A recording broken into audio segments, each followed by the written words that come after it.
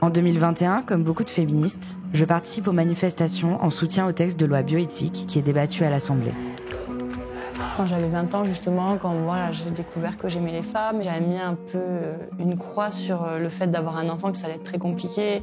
Les couples de femmes et les femmes célibataires vont enfin avoir accès à la procréation médicalement assistée. Cette loi de 2021, c'est une grande avancée parce que quand même, elle consacre et elle légitime le fait qu'on peut faire un enfant sans l'autorisation d'un homme. Si elle est révolutionnaire pour plein de gens, cette loi reste imparfaite. Les associations réclament déjà à l'époque qu'elle soit modifiée, notamment pour inclure les personnes transgenres.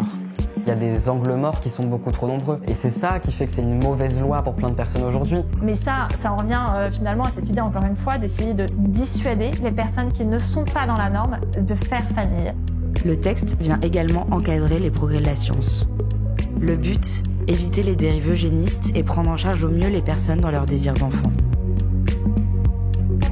Pipette, sperme, on te l'insère, il n'y a plus qu'à en fait. Et puis finalement ça marche pas. C'est très dur parce qu'on ne peut rien faire. Et c'est vraiment les montagnes russes en permanence. À quoi s'attendre aujourd'hui en France lorsque l'on désire plus que tout ce que la vie ne peut nous donner naturellement ? Un enfant. Ça va mon amour ? Que reste-t-il à exiger de nos institutions pour que l'aide médicale à la procréation soit véritablement, enfin, pour tous ?